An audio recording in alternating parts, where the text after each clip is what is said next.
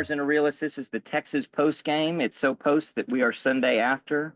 Sooners lose horribly, 3-34.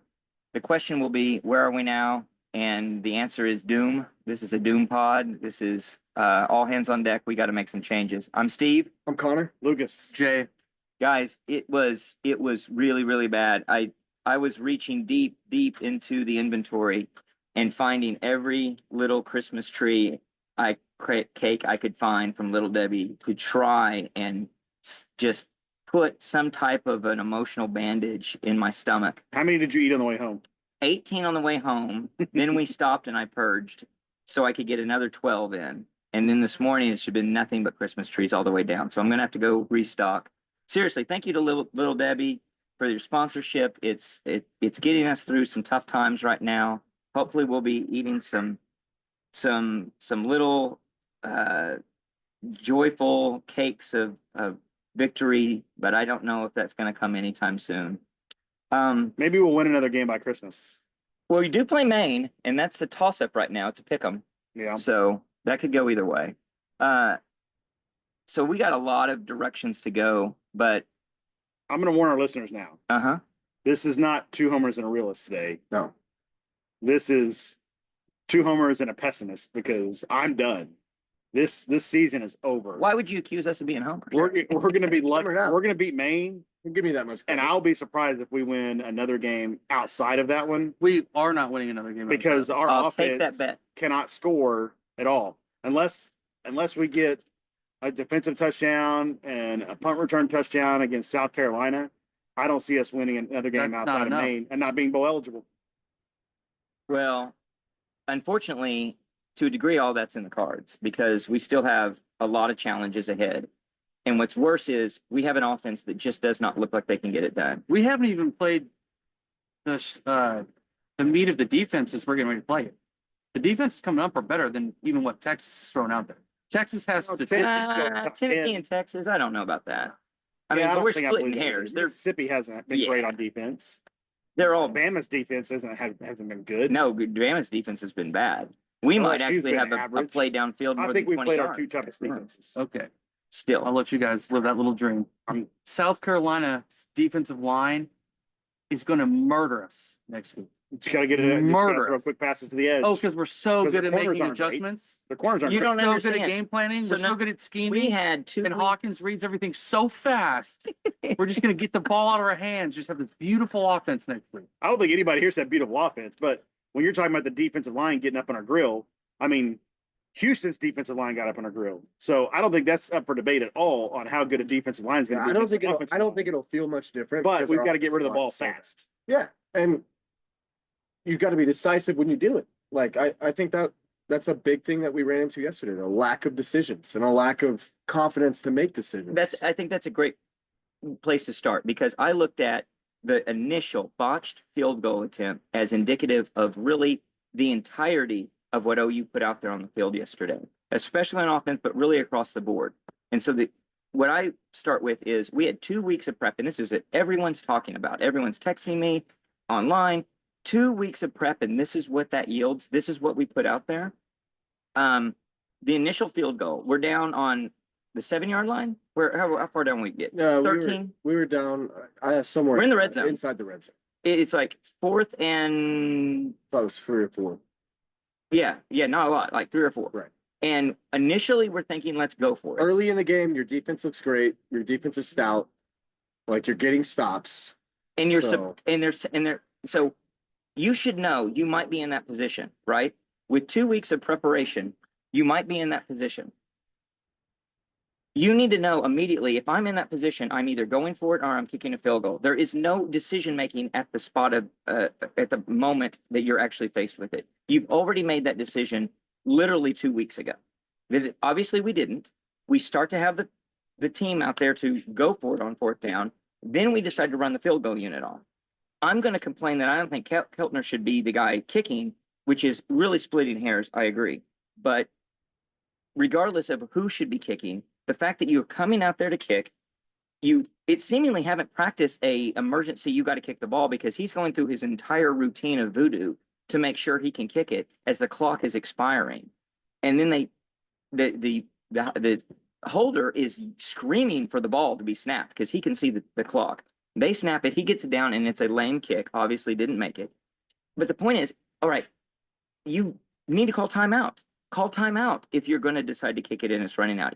It's obviously so important that you want to kick the field goal and get the 3 points. Call timeout to make sure you get it. I think you've made a mistake that you didn't just go for it, and you should have known to go for it. But that botched decision making right there was just the tale of the entire day. We used what, 2 timeouts yesterday? I think in totality. I don't remember, but even when we used them, they were complete. 2 in the first half Useless. and then 1 in the second half, I think. Well, the one we used at the end of the first half when they were kicking a field goal, Before they that he missed it. misses and you use the timeout. And Brent has Right. done that. That more was the than- second Brent one. has done that more than once. Yeah. That's happened before. Yeah, it happened in Tulane, right? Yeah. Yep, and I think it happened in. No, we got a penalty. No, Auburn was a penalty. Yeah. But- So- Lined up offside or something. Okay, I can't remember. Large but mismatch. he's making a mistake. That's a critical mistake, and that goes all the way to Brent. So a lot of what we're going to talk about today, I think, is going to be focused on the entire offensive coaching staff. But that's on Brent. You should know what you're going to do in that situation. So that to me was just, I was really scared from that moment because I felt like, if this is the kind of mistake we're going to make, is this the way the day is going to go? And sure enough, that was the way the day was going I to go. wasn't scared through the first quarter because we outplayed Texas. It was 54 yards to 13. No, I was growing confident. And we missed the extra point because he took too long to make the decision to either, should have called a timeout if you're going to bring the field goal team on, or you should have just gone for it like you talked about. Either way, that was a mistake, but it wasn't backbreaking. No, I didn't think it was backbreaking. I thought it was You honest. said it was indicative of the whole game. It was. Which, I mean, how the game played out, that 3 points doesn't make any difference No, no, whatsoever. it's But indicative of the game. It didn't the bad determine the game. coaching is what makes it Yeah, bad. that's what's indicative. But we ended up getting a field goal before it was 10 seconds left in the in the first quarter, and you look up and it's 54 yards at 13. I was surprised it was only 54 yards because I felt like we moved the ball Right, in the first quarter, even though 54 yards isn't moving the ball. right. But our defense gave us such great field position in that first quarter. With the interception. We had one that started on the 49 or something, and one on the 42 or something like that. And we were in really good shape. And so even just getting 2 first downs on each of those drives, missing the field goal the first time and making it the second time, you feel like maybe, we saw the one different play where they do the delayed draw, and you think, oh, maybe they did put some new stuff in the bye week, and the offense is going to be able to do something. And I could tell when they ran that play that they were setting up the bootleg pass on the drag that they ended up running like 4 or 5 times during the game, which worked a couple of those. And it got me thinking, oh, and we're up 3-0 at the end of the quarter. Ewers looks like garbage. We're getting good defensive pressure. So I didn't think it was ominous in the slightest when it happened because I felt like we were outgaming Texas in the first quarter. Well, I thought it was ominous because it was like so many times I've seen OU lose that game. It's little things like that it didn't have to be critical and doesn't have to be, but it turned out to be true. That's how we played the rest of the game. And it's also like we'll get to the fumble recovery for a touchdown the ball doesn't bounce our way and we don't do enough to get the ball to bounce our way. It's one of those things where we're the underdog. And this is a point that I think is really important. And it's not brand new. We all knew this going in. They knew this going in. We're the underdog. You're going to have to get things to go your way as much as you can. You got to position yourself to get them to go your way. Well, I think And- we squandered the field position early on in the game. Yeah. Where it just changes the whole game. If you can actually get real points out of those. Yeah. At worst, it should have been 10-0, and Texas would have been like, we have 13 yards, guys. Well, we're in trouble. We were. And Like then- it changes their and- whole And then all the game plan. shit arch play starts in and all kinds of stuff. And the defense did exactly what they needed to do to start this football game for us to win. I mean, the this interception game. was huge, I thought, and then we come away with no points. Shorter than a punt. We worked with like 3 or 4 short fields to start the game. Yeah. And got 3 points. You could have put them completely out of their comfort zone. Everybody would have been puckered up. Everyone would have started stressing out, like, oh crap. If that game This is starts happening. 10-0 as opposed to the 3-0, where they answer immediately with a long march downfield, you start that game 10-0, I think the storyline's completely different. Yeah, it very well could be, right? And there were several moments where we lose the game. One is when you exit a first quarter and you've only got 3 points to show for it, and you very well should have at least 10, like you With say. incredible field position. And then you get to a position where things aren't going your way, you fumble the ball, it's unfortunate, and you're down 3-14. At that point, you got to adjust to the fact that we're the underdog, and now we're truly the underdog because we're down to a very good team. You've got to adjust to what's going on, and I don't think they adjusted one bit. They didn't adjust in terms of the aggression they needed to run with. They didn't pass the ball downfield. We had one pass longer than 20 yards. On the third attempt. play of the game. On the third play of the It game. was incomplete. They just stopped going to that. And let's get into it in a minute of, is that play design? Is that Michael Hawkins? Is it the way Michael Hawkins has been coached? But we didn't adjust to the reality of we need to do something different because what we're doing is not enough. I guess you could say in their defense, it's still close at that point, but it's close where you're behind. It'd be different if you're looking at a 3-14 deficit and you're playing a Houston or somebody like that, where you feel like we are clearly the better team. We don't have to adjust. We just have to execute and do what we do, and we'll get back into the lead and we're going to win. 14-3 is a reasonable deficit in any football game at any level. Right. It's still a game. But you have to prepare, you have to adjust differently depending on the Right, opponent. but we don't, and we never We do. didn't, no, not even close. We don't even begin to act like we needed to change anything. So, Well, and they got to that touchdown because Michael Hawkins ran into a pile essentially and lost the ball right. to cause that first fumble. He got stripped from behind. Yeah. It was I mean, actually a good well- gain. Yeah, Good gain on the play. he was making something out of nothing. Yeah, And because his offensive line is collapsing on him, and so was Tatum's. Tatum's was a great run Tatum for was a great first run down. up until he lost the ball. which was all dependent on him to make a great run. It wasn't a great play. No, It the was terrible a blocking. great run. Yeah. Terrible blocking. Yeah, he And sidestepped the guy and then he spin moved at the line to get to the edge of the tackle and then burst upfield. Like that's probably the best looking play we had the whole day that Yeah, and ended up in a fumble. because the initial spot he was supposed to go to wasn't there. Yeah. So he had to make an individual play and cut it back. Right. which That's the best Barnes vision has we've had for running 0% back. chance doing that whatsoever.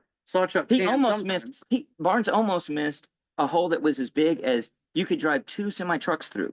And he almost missed it and didn't capitalize on as much as he could. He did have a good plant your foot and go, but he was late to get there, back to the vision thing, which again comes back to why does this guy not have vision? What are we dealing with? Who is coaching these guys? One of the other things, just it's who is coaching these guys and who's deciding to run an offense around this. We are still seemingly dependent on tight end play, Sharp in particular, for blocking, for Which so is many shocking. things. I don't understand what There's no blocking involved. what are you seeing? Yeah. Put a sixth offensive lineman on the field. Right. Who cares? Just say, Exactly. hey, we're not throwing it to this guy at all, but we're adding another blocker. Who actually can block? Like it goes against all conventional thoughts where you're just telling the defense something. I don't care because they're useless. So back to what you were saying, Lucas, about how things were going about as good as you'd want them to go, aside from the points weren't there in the first quarter. Yeah. And you're seeing some different formations, which were wonderful. We were doing some different formations. We were lining up differently, running a few kind of different plays out of it. We ran a counter several times that was really interesting. It had some production, but then Texas figured it out and they were there to stop it every time. Like they knew the play call. But the other thing that I don't understand is you line up in the diamond formation, you line up in the offset pistol and then you audible out of it every time. I guess That's what I did not understand. every time. I thought when we first saw it, I was like, oh, we got the diamond formation. We're going to maybe hand it off out of the pistol on that. Or you fake it to one running back and then you throw to the other as he comes out of the backfield. We can do something creative out of Yeah, that, you start out of that triple formation. optioning it. And literally every time he claps his hands and then they spread apart. And just go And to a then- base And then formation. it's another Yeah. same formation we've seen all season, or they went to empty and did nothing You didn't specific even out have of it. players like They did that like 6 times and never once ran a play out of that They did formation. it, they did it at least They- 6 times. I mean, it was, what are they doing? But In the if you're, second half, if it you're was trying to like- confuse the defense or something, right? At least make this player cross to line up over here and this one to go over here. No, they just Because- went Yeah. where they well, go. that's what's annoying about it. So is you're as a all defender, you're doing is reading. this the is your coverage. guy. Yeah. Like I've got this running back. Oh, he moved from here to here. I still have the same guy. Like if you're moving tight ends and running backs around, at least the linebackers are like, okay, who do I have now? Everything's switched and crossed. Right. So it's supposed to confuse with no confusion. And The you only- had 12 or 13 days to work on I know. doing something. And then like, we're going to put in this formation and then never actually use it. The only thing That's I can stupidity. think is maybe they were saying, this is how we're going to reveal what Texas is doing. And every As time he far as does like, that, instead of running a Cover- receiver right, motion. right. so, Yeah, exactly. so Hawkins can see the coverage. But then the defenders didn't do anything. They didn't do anything. And once that is like, it's like there's no contingency plan. It's like, we're gonna do this thing and that's gonna tell us what we need to know. And then we're gonna do something that's gonna be successful. Hey, When that De'Von doesn't Johnson happen, played we three don't plays do it. on offense though, He did. He did. and then was right back on the field playing defense. Yeah. Yeah, we Well, saw. if Travis Hunter can do it. So play design wise, there is so much blandness in what we were doing with Hawkins. Is it just that we don't think he can do other stuff? One pass deeper than 20 yards. You and have to. I sent you guys a text. It probably didn't go through or it went through late. I thought, I put out like you've got 10 quarterback design runs. You've got to swing past to your running backs, and you've got to throw it deep at least like once a quarter just to do it. just to do it. So their safeties aren't creeping up the Just to entire do time. it. Right. And Because how can you run a ball more than 6 yards if the safeties are just gonna go after the run? You know, you can't. If you're not gonna play action it and bring the safety up if you don't ever throw it deep. They're not worried about the run. so They're not going to come up. no, Yeah. no, not at all. And they don't have to. Two things about Hawkins and the play design and a little bit of the coaching. So I noticed multiple times he was rolling out and I liked the rollout, but so many times he was throwing deep across or relatively no deep, deep. across his body. And that's the play design. He was throwing back across the Well, field. we weren't accommodating the roll. It was, and that was the design. Or like- he was overrunning the rollout where he should have dumped it like in a flat or Yeah. something in front of him. and I or a don't know if check that's down. Hawkins or what the play design has been, It's but probably both. he's throwing Yeah. across his body. And are they telling him, whatever you do, don't turn the ball over? Because Well, at and that you're- point, I'm saying, If you're trying Whatever to you do, sneak- if you're trying to risk sneak it. a tight end on the backside seam or something, I get that, like on a rollout. right, But but that wasn't it. That's No, not what we're But these were, you're also so many times rolling out to the short side of the field Mhm. where coverage is It was swarming. short-sided that, and then And they've got a sideline to help and defend. they exactly. ran deep routes. Yeah. He just didn't throw it. But it's like you got two guys here and nobody on this other side. we of the don't have field. layered. We outlets. don't. We don't. Yeah. Well, and what did we see with Texas yesterday? A couple of plays where they're throwing a backwards pass to throw a forward pass. Why not break out something with us on the rollout like we've talked about? Roll them out, backwards pass it to Brennan Thompson or Javante Barnes We don't have the blocking. or for anything. Bauer Sharp. Who was a quarterback? No, We we don't have we the don't have blocking, the- but at that point, you're rolling out so much where 90% of the defense is rolling with you because you don't have coverage down, where you don't have receivers getting open downfield. Set Bauer Sharp back, acting like he missed the block, and like see what happens. Just try it. I don't I'm not remember saying what it's the gonna score work. was, but I mean the game was obviously over. But you know when Texas did their double pass, they did it twice. They did it twice. But They did it once late in the game. late in the game. Oh, that right? was that was an pissed me FU off. move. very- That by pissed Stark. me off That as was a awful. fan. And Very at the FU time. move. But now that I reflect on it right now, That's where they scored the 34th point on it, Yes. didn't they? you No, we we don't- got down they to one set yard. it Or the up. one, yeah, because You- RSJ RSJ should have picked it, and should have he picked yes. it. He, completely overread. he needed one more step before he jumped. And Uh-huh, he tried jumped jumping early. too far away. They got freaking postered by a tight end. I know. Yeah, he got that hit. sucked. I no, watching it live, I was like, he's gonna get it. yeah, that and looked then, like a pick all day. And then he just Yeah. jumped too early, and if he'd have taken one more step, he'd have had it. But reflecting on it now, it just shows you the number one team in the country is still doing things not innovative, but it's not bland, it's not plain, and they were kicking our butts in doing it. And yet we come up with nothing when we need sparks. We need We something. need those Yeah. plays. That's when you run a play like that, right? When you're down 21-3, you run a play like that. We all laugh at the jet sweeps from Webby, but it's an effective play used occasionally. Right. It's disappeared. Well, I would, It's gone. as a fan, I would have rather seen us go down punching. And punching is a flea flicker. Punching is a reverse. Punching is something that is high risk, high reward. And just when you throw it deep, there's actually a relatively high chance you're either A, going to catch it, But you get a pass B, interference. you get a pass interference. Just try it. Or see if it's on third down. It's a Who punt. cares? It's a good punt. Yeah. Yeah. Yeah, Like, Well, there not a were good several punt, of because those. We have an incredible kicker. I want to We make a point do. of talking about that today. The only thing good on special I teams think is Helzinho. incredible. I mean, but when we got back-to-back false starts on a Yeah. punt, you're wondering what in the hell's going on. It's We weren't on Texas's end of the field where it's insanely loud and the snap count's messed up or any of that. We get 2 false starts in a row. And then Elzinga's like, I don't care. I'm still going to bury him 70 yards. inside the 15. If anything, he was risking out kicking his Well, coverage. the one that he actually kicked, did the whistle blow? Or what was the penalty where Right, he kicked it yes, and it yes. bounced on like the 7 and bounced through the end zone? Yeah, And I was like, that was a good kick, but it would have given the ball on the 20. And then next thing you know, we back it up, and then he sticks it on Yeah, like the 15. 12 or something Yeah. like that. There were a couple of times too. Did you notice that? I think our punt returners Or were overrunning. no, they were assuming that they were fair catching. Like it, Well, yeah, but assuming in the fact that they were running past the guy, yeah. like But, like, not they slowing just- They're down. blocking the back aside. The block in the back aside, but even the one that was not a block in the back, and I will give Texas's returner. Whether we Oh, ran yeah. to the left and caught it on the fly, Yeah. and he just kept running. Yeah, and I will give he him had to a get large knocked out amount to the of. side. I'll give him a sideline. large amount of credit. Like that dude was a very smart return man. Yeah. Like he knew where guys were at, how fast they were going, where they were at in relation to being able to tackle him when the ball got to him. He played the game extremely well. Blocking the back aside, like Yeah. that one, even on the block in the back though, I have a little criticism to what you just said. We're running full speed to the left side of the guy, what when not breaking down. If he breaks down, he gets laid out instead of nudged with a shoulder. And it's a clear block in the back. Mhm. Like, Well, to break me, it down was and a act clear like you're block gonna- already. I mean, it was, but like, but when break you're down, making break, it- and they break ran that- you gotta down. break down and tackle They anyway. ran that Right. back to like the 25 or something, right? Yeah, the 30. Yeah. Yeah. So, but if Instead, that happened on about their 20.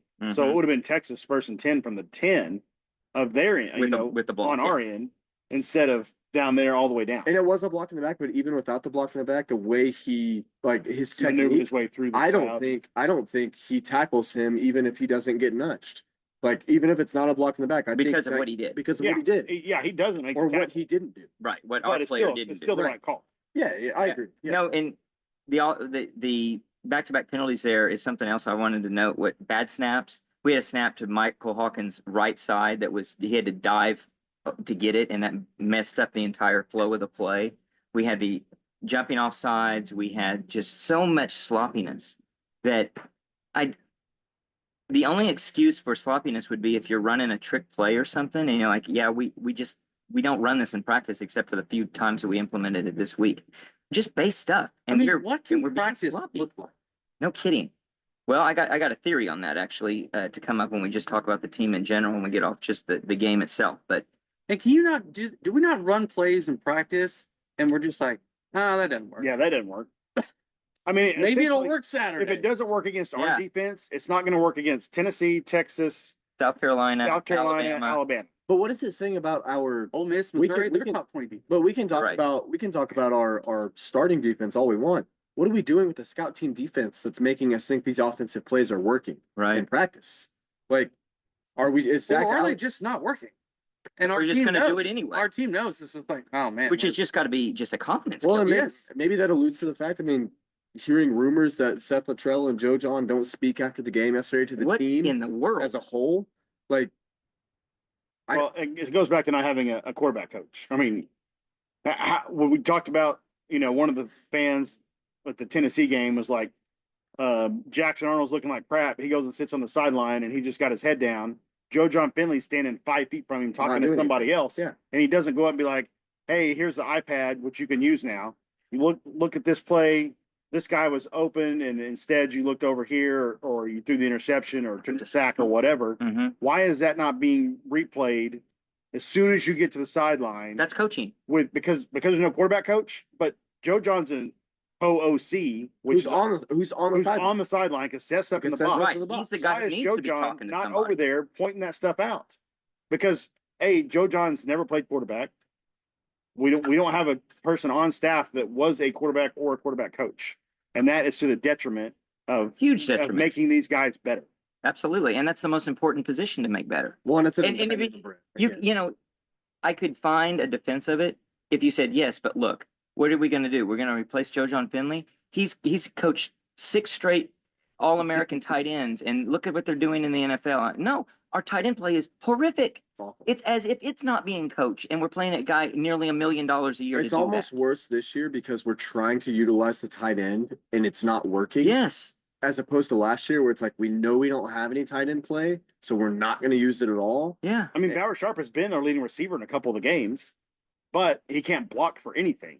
So And he you're, makes- you're and he literally makes Good telegraphing. And he receiver. consistently makes mistakes. You're telegraphing to the defense. One of the mistakes he He's makes. going out for a pass, or you're just going to run by him in the blocking. One of the mistakes he makes is He doesn't know. arguably moving upfield too quickly, which we can look back at tape and say, oh, look at that. He actually did move behind the Like ball, chip snap of somebody the and then ball, go. or what. When I'm saying when his false starts, when he's Oh, yeah. going forward, you got to coach that and say, look, they're catching you on this. Just wait a second. Wait a half second. It doesn't matter. It's not going to change anything. The success of this play is not predicated on you getting that half second step on somebody. You got to stop stopping us in our tracks before we even hike the ball. And that's not happening either. The coaching is just not happening at all. The game, like I was saying, gets out of hand in different steps and moments, and we never make the adjustments we need to make. One of the things that I had said in the halftime take was, we got to make adjustments. What are we going to do? We knew we had to make adjustments. We didn't make seemingly any, and especially, I understand you can argue all day about it's a tight game. We're only down by a few points. The probability of winning had plunged by halftime just by what happened, how it unfolded in the second quarter. Regardless of what happened, it happened, and that's the score. You're in a new ball game where you're down 21-3. You got to do something. And you get the ball. And you get the ball. You've got to do something. And it can't be, we're going to stick with what we were trying to do. It's as if they were playing with a receiver at quarterback, a la 2 years ago. I mean, if you go out and score Sure. on that first drive and make it 21-10, then you give Texas something to think about. They start thinking, well, And really, you give your defense. the only something to reason we think about. stopped them is because they fumbled the ball twice at the 50. So now that they've shown the propensity to go down the field, we're going to have to start thinking about what we're doing on offense and not take too big of gambles. Because if we do turn it over and give them the ball with a short field, maybe they figure something out in the second half and they're going to go score. When in reality, we make no halftime adjustments because we haven't all season, other than I feel like Auburn, we did a little bit better in the second half, but every other game this season has been garbage in the second half. I mean, Yeah, every it game. has. It Yeah, has. I mean, it's been Yeah. garbage in the first half It too, has. but No, it has. no adjustments. in the No second. adjustments. No adjustments. And I at don't all. think there's a level of competence in the coaching staff right now to be able to go do that. Like it's like they look at the first half and it's like, well, we have 98 yards. And Is that It's we all- had a halftime? no, I didn't see- probably what do we- wasn't, it probably wasn't far off It that. was 54 in the What? first quarter. I and think it was never like looked. 137 or something. There was It no not a signal in the lot. I don't stadium. know. It because wasn't a Cotton lot. Bowl, you know, Yeah, it was awful. I saw somebody comment that they said, you know, there's 100,000 people in the stadium and that they were expecting 300,000 outside the stadium by kickoff. Wow. 400,000 people at the state fair on, you know, 1-2 cell phone A complete towers or whatever. surprise. Yeah. I would have never guessed there'd be a bunch of people at the state fair on Saturday. I honestly feel like you could play, driveway football and have had more success yesterday. I think Agreed. you just like, guys, go get open. I don't know what you're Yeah. running. Run whatever you want to run. I'll look for you. Whatever you think it is, I'm gonna look for Yeah, you. just go run backyard or recreational flag. You grow anything. up playing 7-on-7, let's just Anything. do some of that. So when we're late in the third quarter and we're down the Offensive way we're line, down, you block. yeah. Guys, run whatever freaking route you want to run. And Michael Hawkins, you throw the ball. Yeah, but there's no blocking. What I wanted, but actually, he did have good protection at some moments, and the look He runs out of protection He sometimes. ran He out of runs out of protection. protection a lot. One time he A lot. he just didn't let the ball go, and so that is probably a true freshman, but it's also a coach who needs to say, "Look, it's late in the third quarter. We're really down. You got nothing to lose." You're talking on Well, that coach. hook route. Yeah. You're talking about Exactly. So, You're talking I- about on the hook route though, that was like at the sticks to, I think JJ Hester like runs a hook route where he beats his guy at the sticks. Hawkins like pumps Yeah. and then and takes a sack. And Yeah. he pumps ends up so taking a sack. hard. You guys probably didn't see. I think it's the play. He goes to It buddy shows for it. on TV. He pumped so hard he had to grab it with his left Yeah. hand to keep it from Yeah. coming out. That's how hard he pumped. So and there no- was no risk of that ball being picked off at all. Well, I'm not Unless just- he overthrows yes. it to the And to the- the defender. And I'm not just talking about that. I'm talking about in general. I want to tell him, come over to the sideline and say, "Look, I don't care what happens, except you have to get that ball out of your hands, and it has to go at least 30 yards downfield. Yeah. That's what I'm saying. You have to tell him, Throw that listen, ball." nobody cares. No, Yep. I don't care if you throw 5 interceptions the rest of this game. Yeah.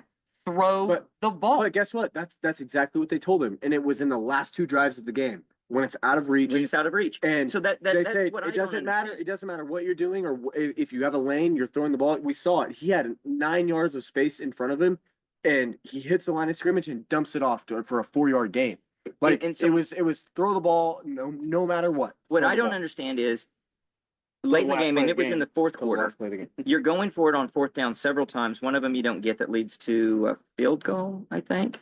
I can't remember, but we are basically in a position of we're going to play aggressive and we're going to try and score. And we're going to, I don't know if they thought they were going to get back in that game, but if it's inconsistent to say we're going to go for it on fourth down, but we're not going to tell him, look, here's the deal. If you come off the field in this series and you haven't thrown the ball at least 30 yards downfield, or when we're closer, if it hasn't hit in the end zone, just keep running through that ramp all the way out of the fair because you're not coming home with us. It's that simple. It's like you have to throw the ball. You've got one job. They obviously are not telling them that. I know that's oversimplistic, but the point is we had to do something and we weren't doing any of that.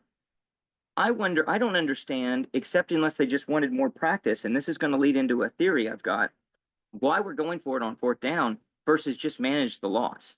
And in what I thought was extremely low class move of a halfback pass by Texas was sort of okay, look, and that was what it led to. It led to a touchdown. If you're going to run on fourth down against us when you've obviously lost this game, instead of just throwing up the white flag, we're not going to throw up the white flag and we're going to go for the end zone on you. If I'm looking at it, and I don't mind them going for it on fourth down, but you do argue or can argue, perhaps instead they should just manage the loss, get out of there with something that is not as bad as it ended up being, and live to fight another day. They really looked at it. I think they were looking at it in the last half of the fourth quarter of this is just more practice time. Yeah. We've lost this game, but Exactly we what want it was. practice time, Exactly what it was. which is frustrating because I get the live practice. I do like that. I just don't like the fact that just now you're thinking I'm going to be so aggressive as to go for it on fourth down when it's a lost cause. Right. You should know it's a lost cause when you're down at the start of the second half and there's a 95% chance on paper that Texas is Well, going back to to your win. original point, it's all down to that core decision making. It's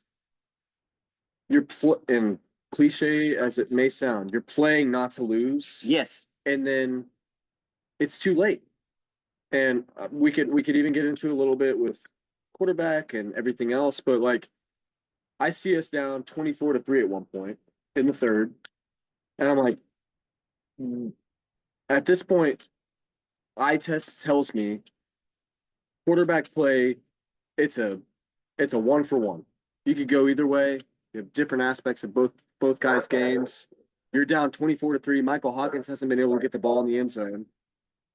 You've shown a propensity to switch quarterbacks in big situations or in big games. All of the Tennessee game, make the switch to Jackson and see if there's anything there. Mhm. I'll If you're actually go treating to it a if you're different going to treat it quarterback. as a practice, you're going to treat it as a practice. I don't Make it think a Jackson competition. would. I don't think Jackson would have come in the game.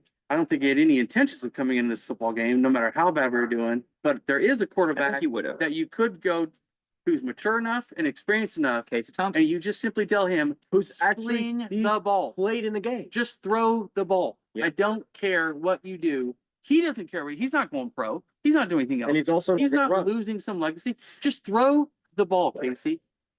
Sling it all over. And what if Hawkins saw what happened to Arnold, having those 3 turnovers and a half, and he got benched? What if And that's in the isn't back doing of it? his mind because the coaches have drilled You're into right. him, do not turn the Don't be ball stupid. over. Don't be stupid. Yeah, Which possibly was the go into the game. right. But you've But got at to the point where it's adjust and 24 to tell him. 3, you That's out the it's window. balls to the wall. Yeah. It's different. Tennessee was much closer. The game was very much in question at the point that we made that move, I It was think. like 2 minutes to the half. Yeah, and it was quote unquote within reach. Right. But once this one gets, I mean, what I viewed as out of hand in the third quarter, figures like Sling it. go somewhere else and start. Yep. You've got to get big plays to even not only sniff a remote chance of winning the game, but to, like you said, Steve, give me some reasonable Chance. object to hold on to Right. leaving the game. Not a Right. single fan today would have cared if we had thrown 5 deep interceptions. No. Especially with the score line. We didn't get in the end zone. You don't get in the end zone. I don't give I don't care. If you're gonna give me a chance to get in the end zone, which we didn't have until the last drive within the last 15 seconds of the game, Well, go do what you want. we're smart enough as a fan base to be disappointed in that, and we're smart enough as a fan base to give them the respect if they tried to go for it to say, you know what, you gave it a puncher's chance and we didn't. I tell you what doesn't disappoint, and that's Tobacco Exchange. Tobacco Exchange always comes through for us. Best selection in the entire metro area, locations in Moore, Oklahoma City, Edmond. You know what, the team might be disappointing, but Exchange never is. What are we smoking today, Lucas? Today we've got some, a Romeo and Julieta Reserva Real. And I it's do wish these were laced with pretty Xanax. it would make to calm us down. Oh, So you didn't put yours in? Oh, man. This is yeah. me on Xanax. Yeah, I forgot mine, but They're running a special right now at the Moore location only. If you buy 4 cigars from the brands of Romeo and Julieta, H. Upman, Monte Cristo, St. Louis Ray, and Trinidad, if you buy 4 of any of those brands, you're going to get a free gift of an ashtray. a Really good lighter, ashtray. Let's see if we can get it on it's a here. fat Great, ashtray. Great great ashtray here. I got it. can't get We've it. got a great lighter Yeah. right here, good stick Ashtray, lighter, yeah. a lot of butane, Yeah, or a cutter. or a cutter. So Yeah, stop by, visit Joey, Clint, Carl at the Moore location, and they'll hook you up. those guys are doing it. But it is in stark contrast to what our offense and our team in general is doing in terms of disappointment. So you guys have been alluding to something that I think are 2 big important points and criticisms and really big worries about the entire regime, but especially the offense. They look and play scared, and they have offensively throughout the entire Brent Venables era. They just look like they don't want to play to win. They want to play to control, and they want to play conventional, but they don't want to play to win. Well, And can I bring up the number that I said? yeah, And again, please do. it's not fully indicative. I mean, there was some decent margins, but over Brent Venables' tenure, if you look at his margin of victory over the power conference teams, he is, sorry, let me pull my number back up. His average margin of victory is 2.3 points over power conference schools. It's just stressful. It is For every- fans. it's not just stressful. It's not Oklahoma football. It's not elite football. It's not elite football. It's not football that's going to win you. It's a not national even great championship. football. No, It's not a football that's going to compete for any kind of a championship, right? You've just got to have a margin of victory that's stronger than that. Well, that means you're pretty much never covering the spread. And they have about half the time. But you're not, importantly, if you were to Which look just at, means you're just not dominating. it's worse than that. It's like when you're covering the spread, you're covering a spread that you're just kind of layering on points. And when you're not covering the spread, you're getting beat badly. well, and you Like look we at could have lost by 15 or, depending on which spread you want to go with, the 14.5 or the 17. You could have lost by anywhere between 15 and 18 points yesterday, and you didn't cover the spread, but we're not going to gripe and complain about it the way we're griping and complaining by losing by 31 points. Well, and you look at the games, even probably where you are covering the spread or where you are handling teams, blowing them out to an extent. And it's Iowa State last year. It's West Virginia last year. There's not a Does lot of. Brent Venables have a marquee win? It's Nebraska Nebraska. right after they Texas. fire Outside of- Scott Frost. Outside of the last minute drive to beat Texas last year, The answer is no. does he have a marquee win? No, the answer is no. Absolutely not. I mean, he hasn't won a bowl game. Texas would be it last Texas would be it. That's his best win, and it's like year. It it's looks that win, and then basically everything. and it else. looks better That's sad. in context of how bad we've been, right? And that's bad. Which That's given sad. like you have to take inventory of What the they've had to work opportunities with, you've had. right? Like you had a chance against Florida State, I guess, in the bowl game, And you don't do it. and You had a chance against Arizona and you don't do it. yeah, and even that you win that game, people aren't gonna Remember maybe it. fan base like you're No, like, no, yeah, that's good, no. but like it's not a marquee I win. mean, do we have a top 25 victory outside the Texas game? I would think. Uh, The first year we did. I mean, we we went got to 6-6 have at least regular one, season. right? Out Probably. of 10 wins last year, there had to be somebody. I mean, not by much. Does there have to The be point somebody? is not by much. The fact that we're having to ask that question. Yeah. No, you tells you lost everything. to you had 3 top 25 matchups. You go 1-2. You win against Texas. You lose against Oklahoma State. You lose against Arizona. Yeah. And then prior year, if I go back, Okay, this year, none. no one was ranked this year, right? Yep. We don't have a ranked victory this year. And then you go prior year. I definitely don't think we won one. I mean, we went 6-6. Oh, we beat number Nebraska. 9. We beat number 19 Kansas. and number 22 Oklahoma State. Weak. Yeah. We both- we both lost those are- So- lost the number 13 Florida State. That was it. Lost to Okay, Texas. so But Texas wasn't ranked. Texas here's wasn't my ranked 2 years perspective. ago. losses are okay. Really? Losses are going to happen. We're not going to win every game, but you should be competitive when we lose. We should be picking ourselves up saying, all right, how do we find a new path to championships in pursuit of championships? Not, we're completely lost. We're hitting reset. We're just wondering, where do we turn next and what's going to happen? What do you guys think? Do you think it's a full offensive reset? I think it's not. So They've got to be on the hot seat. I'm assuming by full offensive reset, you mean just a full overhaul of the staff.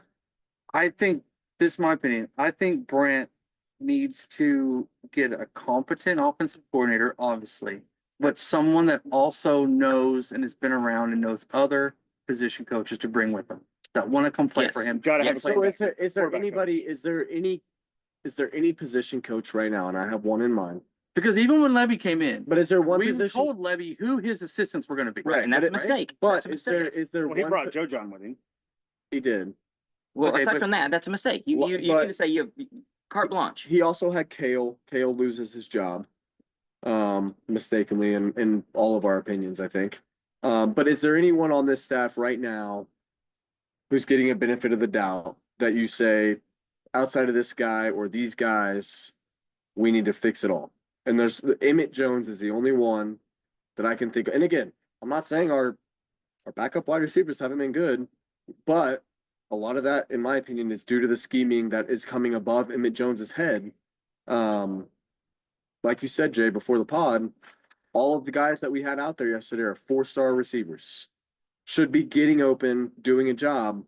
Emmett Jones, and I'm not going to give him the full benefit of the doubt like I am Emmett, but DeMarco would be right on the line of, do we need to move on, or is his group's production a direct result of someone like Bill Beedenbow? I think the Someone like debacle Seth from last year in leading into this year, even just strictly going 100% with Barnes. Well, Mike asked a good question yesterday on the way back on the train. What evaluation did we do in postseason to say we want to keep Javante Barnes and we're willing to let Tawi Walker go? Or let's go get Sam Franklin and let Tawi Walker. Yeah, he had a day yesterday.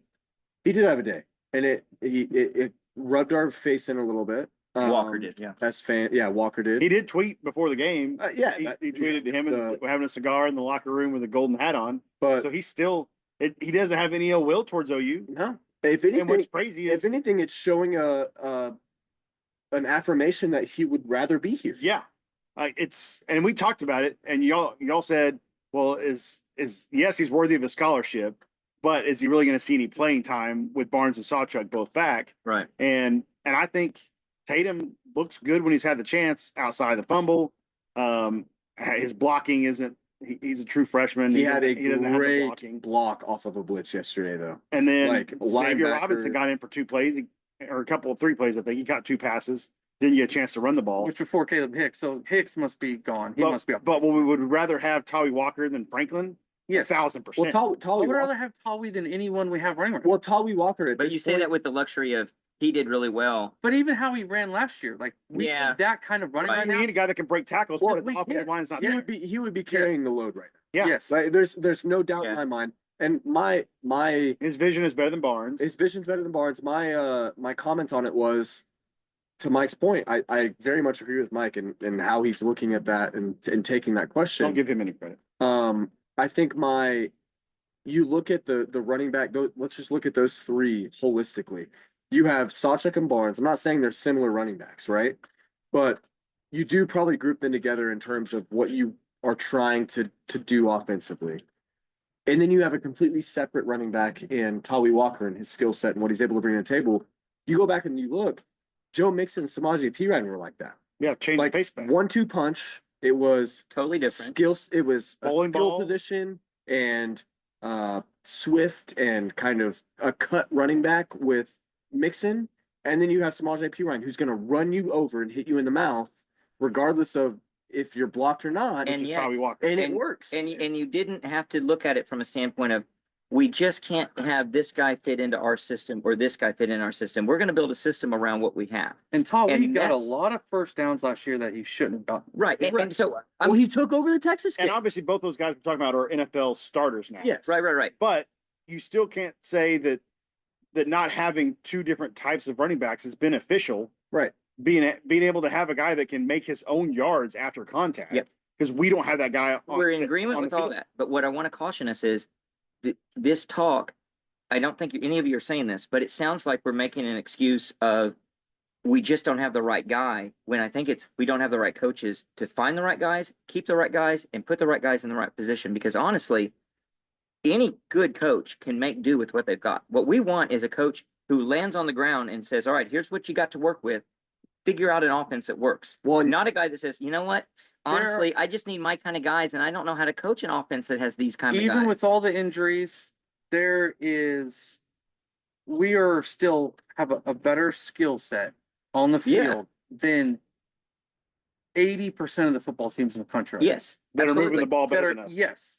And so There's that's so many there's offensive coordinator at Akron, offensive coordinator at San Jose State, anywhere. We're like, please well, you want to go to give me these you guys. want to go to a common an opponent of Texas, UTSA, ranked 65th going into this week offensively. UTSA, and OU goes into yesterday ranked 121st. Probably have dropped down to into or pushing 130. Let's see where we're at. I mean, we'll be bottom 5 in We're in the offense. 120s in every stat. We'll I be- looked at it today. Yeah, so we'll Every be single So- offensive bottom stat, five. we're in So the 120s. what I want, I'm going to ask a question, then answer it and see your guys' answer is if it's any different. Now, we don't know precisely what this is, but a question we've been asking is how much of it is coaching, how much of it is players, how much of it is injuries. We're deep enough into the season to say it is overwhelmingly the majority is coaching. It has Yes. to be. What did we say yesterday? 75%. Yeah, We it's are got to be. 125th in total offense. So and the downside also to this is we're 125th in offense and like scoring and whatever the metrics are, when our defense has given us great field position We're not doing anything with it. and we're not doing anything with it. there's no I mean, how many of excuse those that you teams can are make. starting from their own 20 Right. and they're in the 120s And so you could and say, we're starting from the 50 and we're the if 120s. you wanted to say, well, they get more yards to work with, well, okay, well, not yards per play. How about points? Nope, not Nope. getting that either. Yep. We're getting, so it's one or the other, and hopefully both, and we got neither. To me, it has to be the overwhelming majority is coaching. Like, that's been the question mark here as we go into the season, and we have injuries. We have guys that may be too young. At some point, that all those things become excuses you can no Yards longer per lean play, on. we're 128th. It's pathetic. We're So- only ahead of Kent State, Air Force, Buffalo, New Mexico State, Wyoming, and Kennesaw State. So here's what I think Brent Venables needs to do as the CEO of this program, is to sit down and say, one, Seth, what's your plan? And understand it. He understands football, or at least he should. Brent should. And so he should be able to say, all right, tell me what your goals are and tell me where we're going and tell me what your plan is. And then he should actually be talking to all the other coaches and not be afraid to say, look, open, this is a room, which is me and you, Safe place. safe place. Tell me your thoughts. We're in the trust tree. We're in the trust tree. Tell me what you think. Tell me what's good and bad and indifferent. Tell me what, no loyalties. No, I'm not going to make a decision based on anything you say, but I need to understand because they need to know their job is on the line too. And I do think you look to make a change that is, you can't hamstring a guy or handcuff him in any way. You have to say, look, you have complete carte blanche to pick your team, to pick your surrounding cast of who you want in coaches to go out and run the offenses you want to run. And if it's guys that are currently on staff, that's great. Unless I'm going to veto one of them because I think that guy's no good because of what he's done. We're going to go find those guys that can do it. That's getting things in the right order of operations where I think we're using some loyalty and other things that are getting in the way of it. And part of it to me is something I said in the post that I made about going into OU Texas, saying what it took to win the game. I swear to God, we lost conventionally rather than try to win unconventionally. Yep. We decided to be very conventional, and I do not know if this is consciously a decision they're making, but it sure seems like they're making we want to get good slow versus we're going to do what it takes to win. And I know that's what they did on 2022. defense, and they got there, but there's a balancing act between those two. And if that's the case, we've leaned way too hard into get good slow. And we don't have time to waste another season. But if you're gonna be okay You with get there. getting good slow, You got to get good. well, but you also don't bench Jackson Arnold. Right. Exactly. You knew it was gonna be somewhat of a struggle, not as much as what it ended up being. But you were gonna take your lumps with the freshman quarterback. And we decided not to take those lumps. And I think ultimately Practically. it's gonna bite us. It's gonna bite us in the end. Well, and you look at, I mean, outside of the one throw against Auburn, and again, this is revisionist history here, but outside of the one throw against Auburn, you chalk it up to who do you trust throwing the ball down the field? It's mean, probably not even close. honestly. Right now, it has to be Jackson. What do you Just- mean throw the ball downfield? I At don't think least- that's a play. Thank you. Yeah, we haven't seen it. At least you tried. And there is an effort He there. did throw it down the field. And you say you could flip it with at least Hawkins is trying to read the right read when he has an opportunity to do that. But on the flip side, even when he sees it, he doesn't throw it. I mean, we saw that yesterday. I mean, what do you have? He had 15 attempts against Auburn or something like that, completed like 10 passes, 10 for 9 15, passes. yeah. So, and he threw 30 times yesterday, Like 19 to 31 or something. 19 of 30, The but whole last drive of the game was the only. it's Right. just, but it's, I mean, it has to be an open conversation. we're a KIP 6 away from being 0-3 in the SEC, Right. which I can't think of anything more embarrassing to be is going into a new conference that we have touted like back in the Stoops days. Oh, we're ready. We're ready. We're ready, you know, it's just the SEC. Everybody talks about how great they are, blah, blah, blah.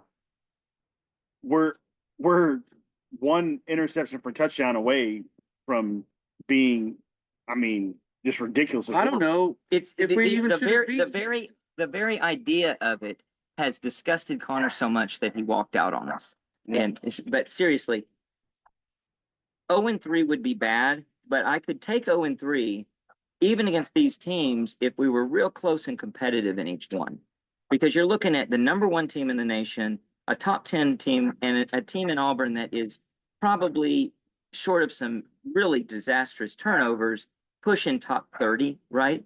Maybe. But not to the degree we looked bad against Tennessee. We looked like we were in that game and shouldn't have been in that game.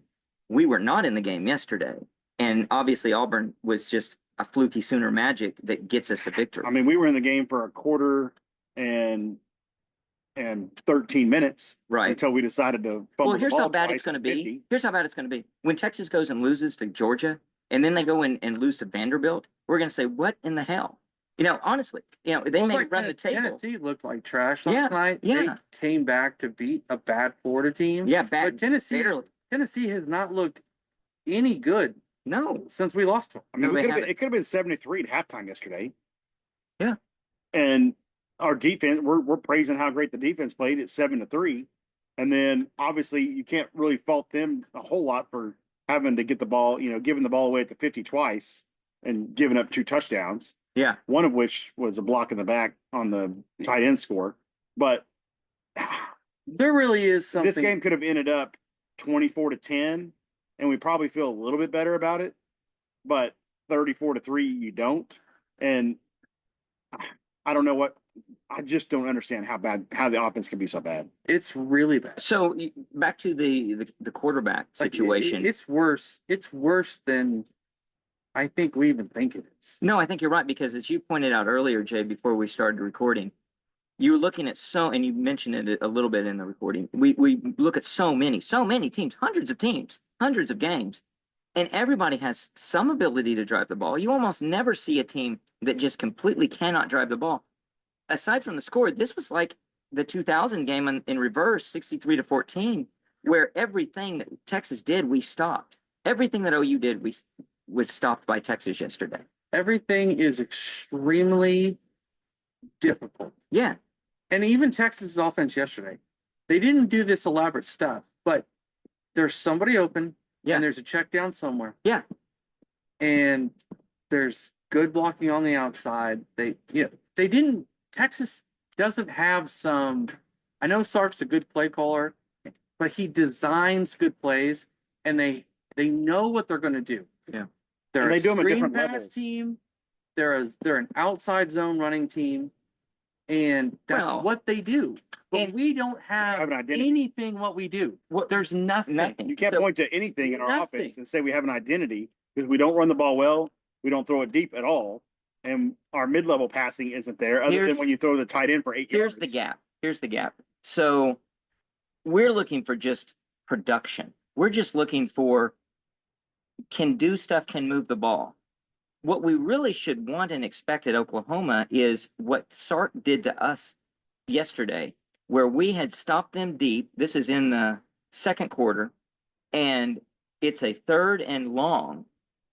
And we blitz, and he picks up the blitz perfectly, throws for like a 30-yard gain. I mean, it was It was the, it was a slant questionable route. catch. it was the Oh, no, you're the right, you're right. slant You're route. talking No, about it was a slant. No, it was Yeah. it was It brilliant. was perfectly played because was- we brought Yes, pressure from the left. which I'm okay with. Yeah, right. You just got That's out, going to you happen. got out coached on that one play. That's going to You happen. called this defense, But- they called this offense, they got it right. There is zero chance. The gap is so big. We're not even talking about the ability to execute there. We're talking about we're never even in the ballpark of having that as an option. We have not, outside of a flat route where a guy is running in parallel with our quarterback that's rolling out, there has been no play that has just been open. Truly, I mean, it's, and we said it before the podcast, maybe you guys just covered, but there's nothing there are easy plays in football. There's just gimme plays, and defenses know they're going to happen, and you concede those.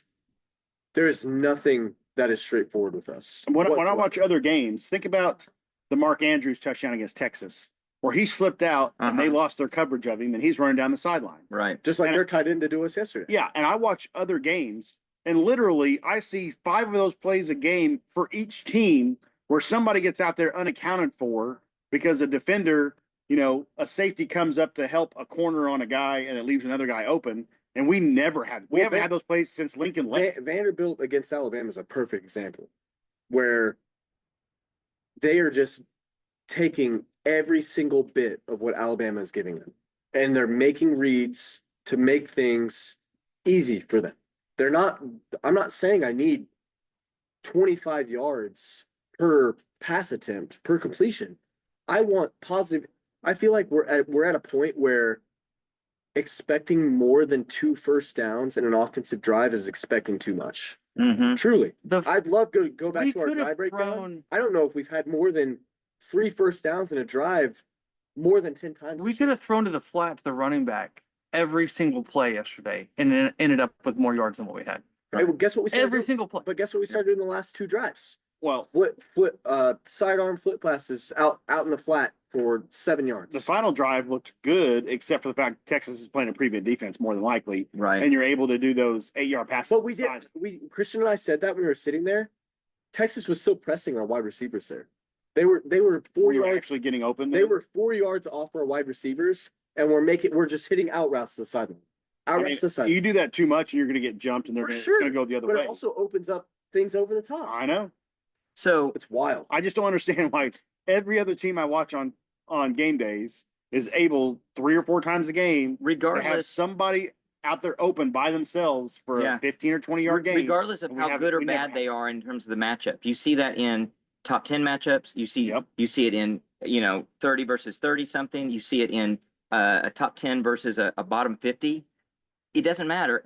They're always able to get something going.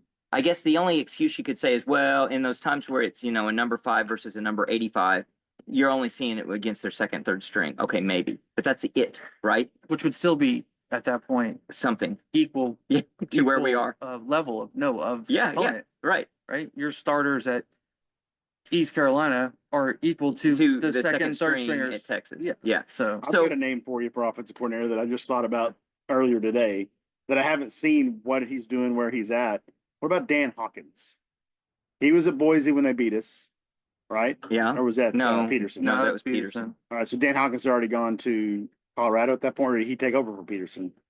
He took over for Peterson, didn't he, when Peterson went to Washington? I thought he was before Peterson. He was a pretty innovative type guy. Then he Yeah. went to Colorado and fell apart because Colorado sucks. Yeah. But that's a guy that obviously he's working with lower level teams and scheming a little more run and gun type offenses. But I mean, that's kind of guy Lincoln was at ECU. Right, Well, well, you need a guy, you need to go find a guy that you have strong reason to believe with your expertise in coaching can actually be the guy that can win at this level. Well, and that was I was thinking about that on the way here. Look at our last true coordinator slash head coach hire that was outside, that was an outside hire. And that's Lincoln Riley. And Right. yes, he has the coaching tree and everything else, there's relationship, But it was very outside. but it was an outside hire. And where does that get you? I'm not saying like everyone's like we talked about OSU in the midweek where they brought in the D3 coach and everything, like whatever. Like that's a shot in the dark. Yeah, but we had a decade of a success of promoting the next guy up. You went Leach to Mangino But on you- the staff. but you You went look- but- Mangino to Long. But Next you guy on also staff. you also have to look at Long to how Wilson. Next guy on staff. you've got to look at how college football has transformed as well in terms of what you have to win games. And that's where I go back to questioning everything we were questioning after the game, Steve, with Mike and the others, was convenience is fine. And like you said, like there's a history of that with OU. It's not always convenience though. It's It's a not- guy that knows the but it- system well and has been successful. but it's not convenience. But you guys aren't arguing. It's You're not- not saying, you're not saying he should or shouldn't come Well, he's from saying inside you the should- program. I'm not saying you should always look I'm not outside. saying you should always look outside, but with where it'd be different if Brent Venables was going and hanging a ton of points up and like you move from Levy to this. Seth Luttrell was an analyst last year. An I mean, actual I'll go analyst. hand up. I wanted Seth Luttrell before they hired Levy. Yeah. Based I knew on that, his but- stats and leading, Arizona got better while he was there. North Carolina was better while Yeah, he was yeah, there. yeah. So I guess But Levy- that's not, Levy's a that's technical not outside the hire. big, yeah, Levy, wait, that's not the Well, he's bigger a former OU question. player. The question isn't he should or shouldn't be inside the program. The question is, what is your process The vetting about how process. you go What's the and vetting find a process? coach? And it shouldn't be, well, the last guy that was good had a beard and was 6 feet 1 inch tall. And it was also the brother-in-law of our Hey, current. we didn't like Levy, but he Right. wouldn't be putting this shit out there. No, I'll tell you that right now. I mean, it's sad to say. I agree. So Well, We we had need a lot new more jet coaches. sweeps for probably 6 yards. 6 It's yards okay. is positive. 6 yards is positive. It's compared to okay what if we've you been had, doing. Deion Burke still playing. We Yeah. cannot win first and second down. No. First So, and second which down. means is you what can't we win the We game. talked about it at Auburn. We had after the Auburn game, and we went back and we're talking about it. How many 2nd and 6s do we have, and 3rd and 2s? We were way better on schedule in the Auburn game, and then this game, it's penalty on this play. I mean, we didn't have that many penalties overall, but it felt like we did You because might as we were well behind the chains. punt We- if we get a penalty. But on we're offense. also beating it at You're horse getting here, sacks, or you're I getting am at stops least. in the backfield. It's going out, getting a first down on second down, and running up to the line and running a play unnecessarily. Mhm. Like there's no reason to do it again, and it's like take what you get. The pace worked for those first 2 plays, and it got you a first down. Reset your offense and start over. Like you don't leverage the same stuff. Like, oh, we got a first down. I've got to run the running back counter because it's a quick play. I got it in quick, and I didn't sub. Don't do that. Key number one thing that we don't have right now, which is absurd, is a quarterback coach. Or a coach that has played quarterback before. Nobody can go talk to these guys on the sideline and say, I know what you're looking at, I know what you think you're seeing, but this is what's really happening. This is what you need to do. This is where the ball needs to go. They have no one to talk to about it, and it's actually shocking. So here's a question about quarterback. Who plays against South Carolina, Michael Hawkins or Jackson Arnold? Both of them have played 4 games. Both of them still have the red shirt in front of I them. mean, Hawkins is going to be the starter. Yeah, I don't Should. think I don't think Arnold's Who Who should be? should start? on the team, Whoever plays better in practices should be the starter. I agree. but I don't think Jackson will do it Oh, I don't because think we there's wasted any him way. last year. I don't think there's. If we hadn't should wasted be him kicked last off year, the team right now. If it wasn't the dang Dylan Gabriel concussion at the end of the first half against Right. BYU, Yeah. then there'd be no question. 'cause Jackson Arnold Arnold would should have got. have his scholarship removed and should be kicked off the team if he won't play, if they think he should play. I think I don't think he'll go in. I don't feel like that's true. Seeing him warm up on the sidelines, I don't think he's going through motions. If so, I think he would be lollygagging it. He's throwing a sharp ball on the sidelines and in every one of those. And I'm talking about in between plays when they're warming up. He's out there doing it. It's not Casey Thompson. So I don't believe that's true, and I wouldn't, and if it was true, I have no tolerance for that. Well, I said it He absolutely yesterday. should. It's And an, I'm not saying he should play. no, I'm just saying but that it is an it's open an open competition. question at this point. It's gotta be, it has to be. Yeah. If it's not, something's terribly, terribly incorrect. Which there's a lot of stuff that's already incorrect. It's just Yeah. so hard to do at this point in the season. Is It's to not. truly have a My- week of practice where they both get reps. But you're 4-2. It's a lost season. It's a lost season. You're not, you're not making the SEC title game because you're taking at least one more loss. And I say that because I'm with you guys. I don't think there's not a guaranteed win anywhere outside of, I'm not even saying Maine is guaranteed, Yeah, but Maine's guaranteed. if you're looking at it, it's a guaranteed win. But you have to treat this as, this is an open quarterback competition to see who our guy is going to be next year. Because Which is fair, because It then has to be. you're deciding who you're gonna play, and those guys can just, I mean, if Jackson or Michael wants to decide they want to transfer at this point, they can bomb the audition. They can go out and make sure they're not the one to play, or they can just tell the I coach, don't you think know, either I one don't of the think you guys want has to the play me. personality to do that. I don't think so either. I think they would both do it. I think they're both I gunning think to if be the that's, starter. I I think agree. I think you risk losing both of them as well. If If that's you the don't, case, if you're not, if you're not pushing them to say like, we want you to go try to be the guy here. And well, you still don't know. You don't know that Michael Hawkins is the guy you want to go with. not right now. So you're trying to Definitely choose not right between now. two things, and Right. you know that there's a good chance you're losing one of them.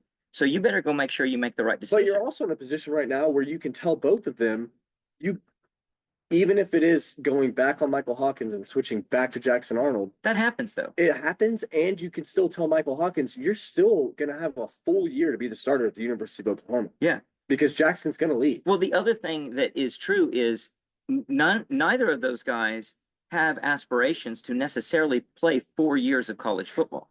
They have aspirations to be good enough to go pro early.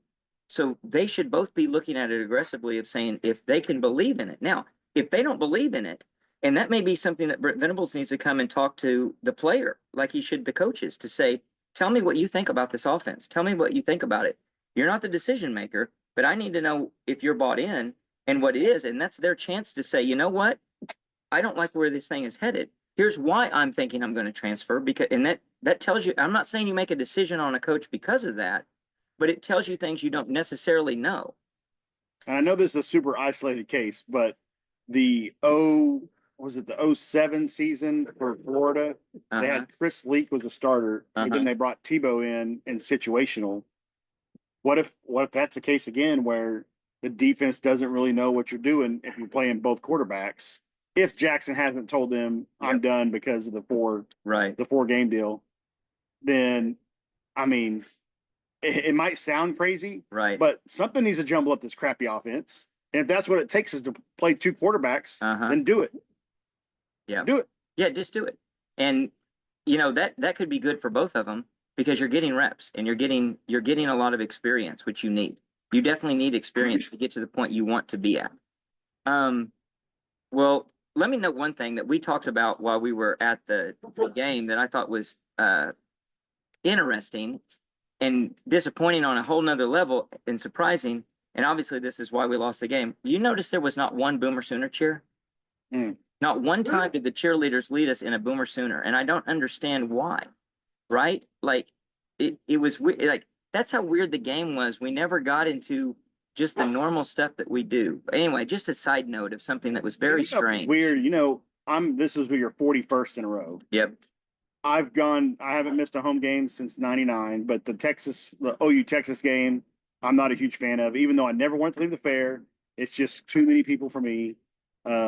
It's too big of a pain in the butt to get concessions with the stupid coupons.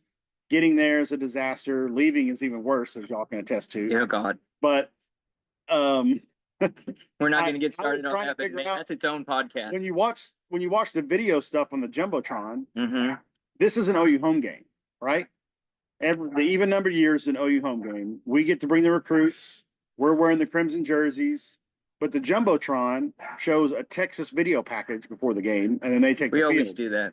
OU shows a video package. We Mhm. take the field. If it's a true home game, even though it's a neutral site, there shouldn't be any Texas propaganda going on during that game. Yeah, Mike brought that up too, and they always do both. Like they always show the highlights because and they they always switch do it. them Doesn't up. make it right.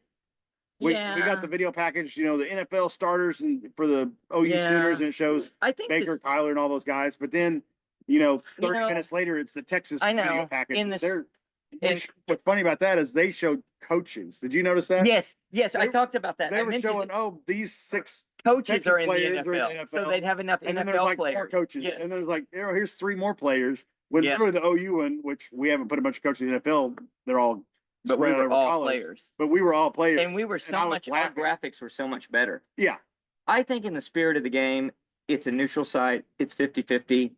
I don't mind the fact that they get their introductory video and then we get I ours do. and all that. I because think, that counts as a home game in and the SEC schedule.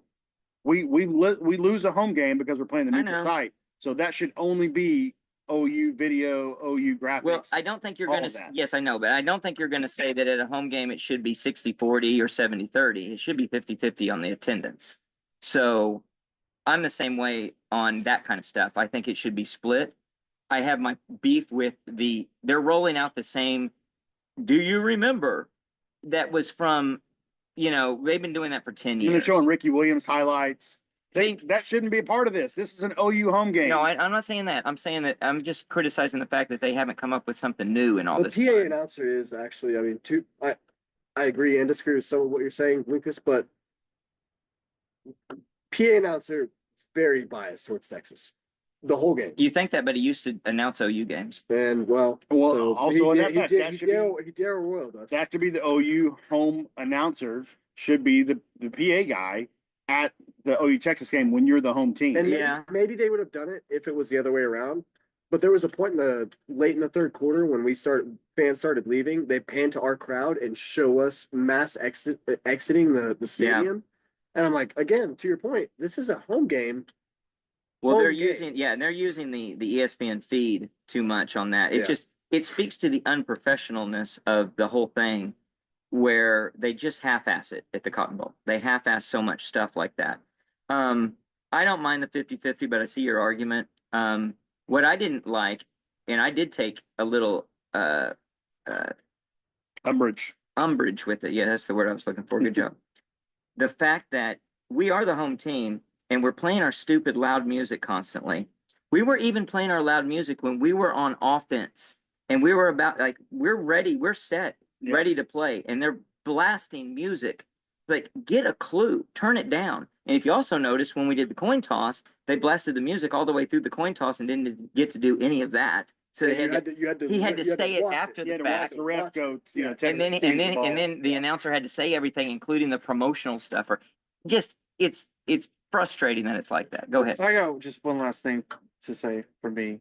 Do you guys think that due to the timeline in college football now, that we have to make a decision on a coach? Yes. Like now versus Now. the end of the Now. season. Everything from a player perspective, and Steve, you said it really well before. the Early call. signing day is December. I would rather, Transfer portal.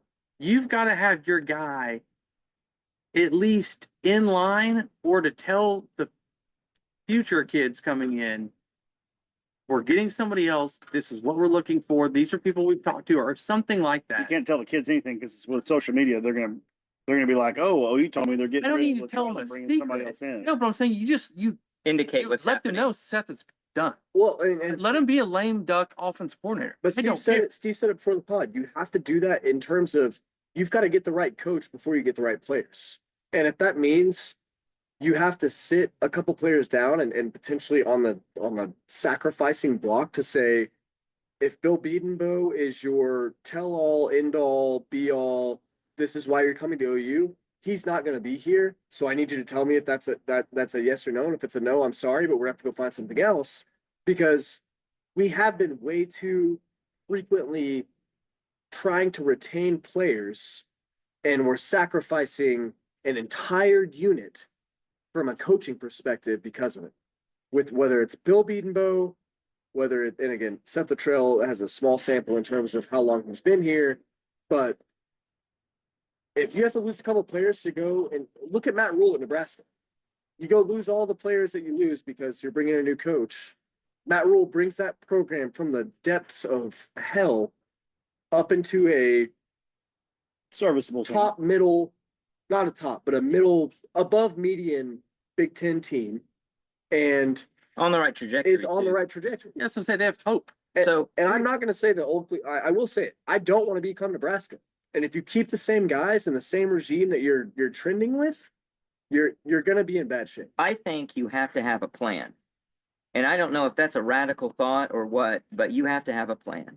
And so as Brent Venables and the entire administration have to look at it and say, here's where we're headed, and communicate that in the right proper way to everybody that is a stakeholder of one kind or another. That includes players, that includes recruits, but it also includes fans and donors.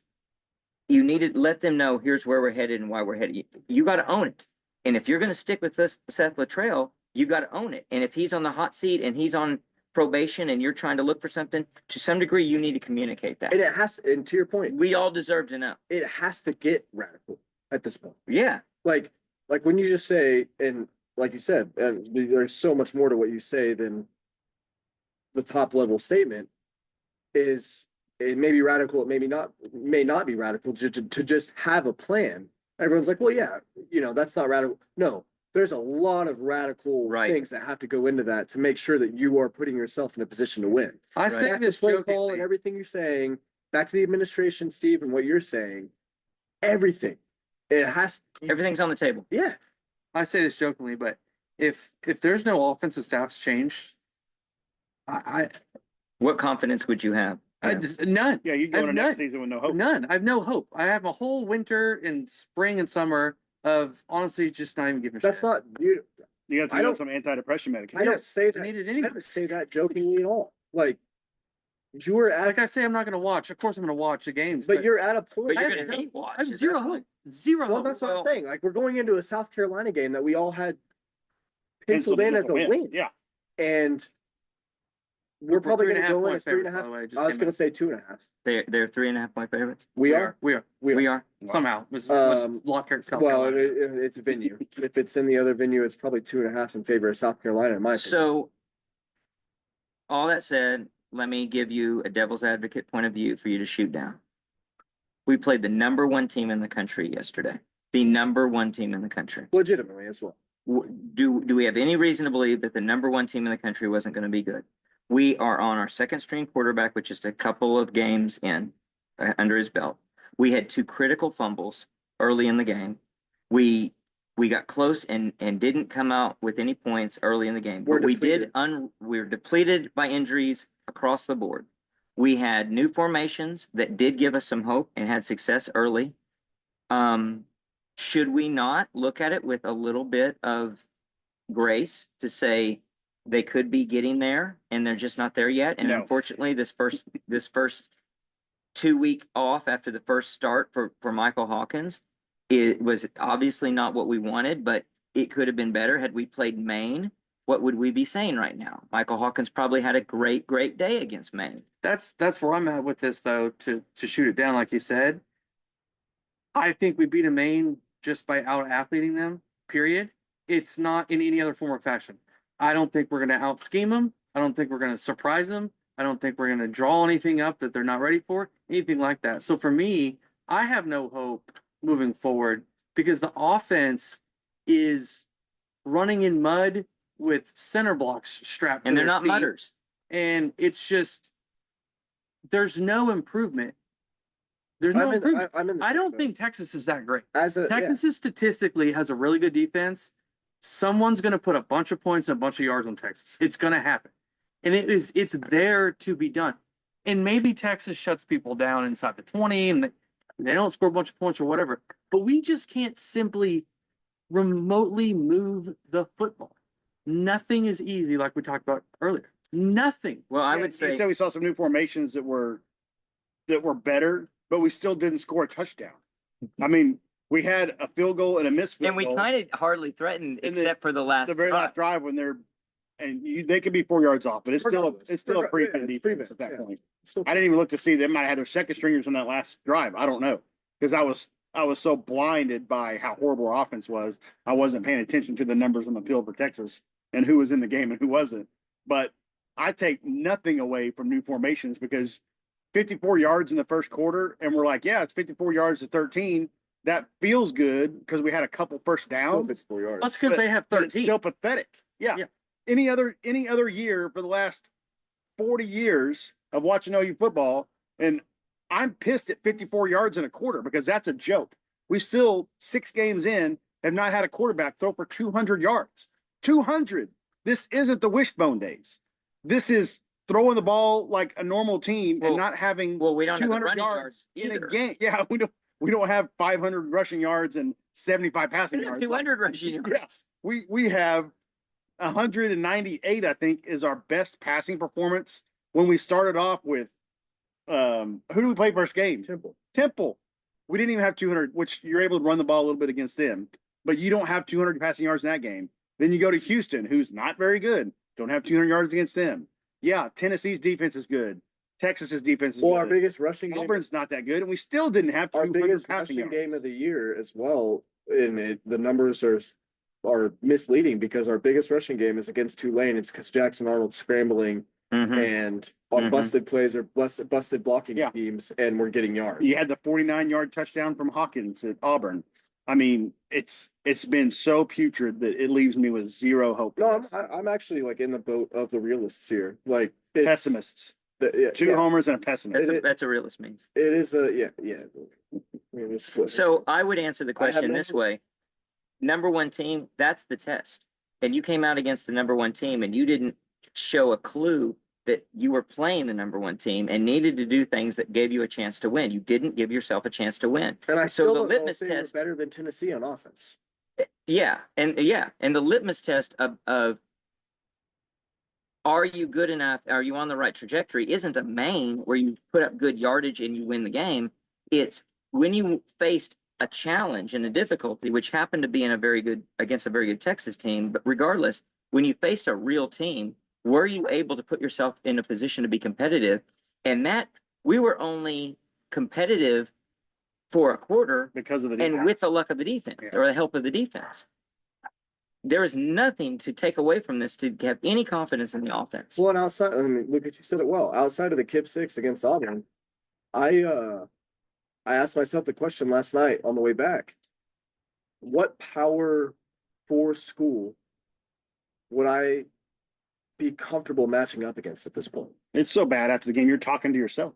Yeah, Like, it's that's how bad sad. it is. Yeah, that's, No, I mean, like, I had a lot of time waiting at the DART station to think about these yeah, things. he's like in this conversation and he's answering himself and we're like, what's wrong with But I mean, Connor? like, Let him roll. He's asking good questions. truly, I don't know, like, there's not a lot of teams out there right now that I'm just like, yeah, we could, I mean, that's a team and the teams that I do get down to, I'm like, those are bottom half teams, Hmm. like low bottom half teams that I'm like, Well- if I'm thinking that we're gonna be good against those teams, If we were still My in Big bar- 12 my this year, bar is our low. defense alone would keep us in all these games. He would be disguising how bad our offense Yeah, is. and our offense, we would get to 10 wins this year in the Big 12, I don't think we would. but I don't think we would. I don't really don't, no, I really don't We think can't score would. enough We points to can't get 10 score wins. points. It depends. I We think on scored, that. we scored, we have not, like, the only game we put over, how many have we scored We're against? 1-0 against the Big 12 this year. We are 1-0 against Big 12, and we didn't score more than 20 points. And it's gonna be the last, it is gonna be the 12. last place team in the Big 12. I, But we beat them. but you're right. I mean, you cannot discount the win against Auburn. Like, we go out and we figure out a way to win that game.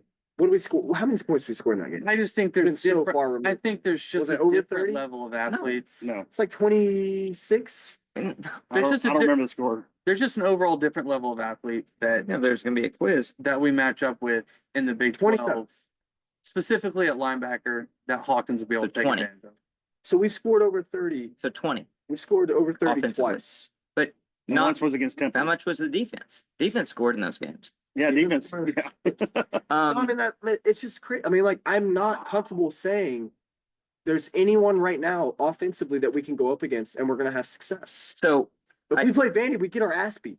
and what's amazing and the difficulty they're under is we're not the only ones thinking this. Everybody in Sooner land is thinking this right now. Nationally, they're thinking. And nationally, they're really They thinking haven't, about and it. that's why we haven't made the jumps in the polls when people lose. Right. And we don't, and people are losing to bad teams and they don't fall very far. Everyone's looking, like we said the other night, eye test wise. Yeah, the Sooners haven't lost the games that people have lost, but they can't win in a way that's worthy They're of. forward looking and getting they're saying credit. there's no way this team Yeah, there's enough wins. credit to be given. 7.5's looking like a generous line at this point in the over under, Very generous. which is awful. So I think the takeaway homework for the midweek coming up is, all right, we're going into South Carolina. What do we expect to see and what do we do? Because there's not going to be a coaching change between now and then. If there is, that's an emergency pod of all kinds of implications. But if there's not, we've got to be thinking about what do we expect to see and how are we going to be critical? Like the Boo Birds might be out pretty quick in that situation. I might be one of them. And if they don't get some indication from Brent Venables about where this thing is headed, they've got no reason not to boo because they're like, you're not telling me you're going to make a change. So I'm telling you, and this is my only chance to tell you, I think you need to make a change. So it's going to be an ugly, disruptive environment for that. So the takeaway and the homework for South Carolina midweek is, what do we expect to see? What are we thinking we're going to put on the field? What would actually count as success and both realistically in terms of expectation and what we might actually see is what we see. If we see a lot of success, does that reset us? Do we update to that? Or do we say that's disappointing because now we're going to hold on to a coaching staff that we have no reason to believe in for the long term? Bama's a really good offense, and it took everything they had to move the football in South Carolina. Yeah. The chance that we're going to move the football next week is just slim to none. Well, you know who else is a good offense, and the scoreline was a wide scoreline. Ole Miss is a great offense. Ole Miss only puts up 27 against South Carolina in Columbia, but I mean, it's a tall task. Like it's a tall. It'll be task. surprising if we come out and have success. It'll be. I will be surprised at this point if we come out and even win. Like the best thing we If could we hope score for, 2 offensive touchdowns, I will be shocked. if the best we could hope for is we come out and we look Where we good don't get the ball to offensively, 5. like we're productive and we move the ball and we score. And let's say that we win 35-20 or something. No, and we can't hold them score to field 35 goals. points. All right, and that's what I'm saying. Yeah. What if we do? What are we going to look at it and say? We're going to have to look at it. I mean, assuming the offense scored those points, like, are we going to say where the hell was this against Texas? Yes. Are we going to Or that- no, it's not. Where the hell has this been all season? like? I'm sorry, Seth, but you're in a position where you can't win almost, right? And maybe that's not fair, but it seems like they have to lie in the bed they've made, and that's where we are right now. I don't know. It's something that's extremely frustrating. The homework is also, I want you guys to go and enjoy a few nutty bars or something from Little Debbie. Thank you to Little Debbie. You're going to get us through this tough time. I want you, the listener, to go out and like and subscribe. We're getting some big audience on YouTube, and we really appreciate that. Go and give us a review if you could. Give us a review and comment on YouTube or on the podcast and all of that. We really appreciate all of that. We're going to be back with this analysis. We're going to be interviewing some fans on the street to see what other people think. Maybe we can get some takes from them that either get us off this ledge or actually tell us we just need to jump. Just push I us don't over. know. One way or another, we're going to figure it out. But until then, Boomer, Sooner.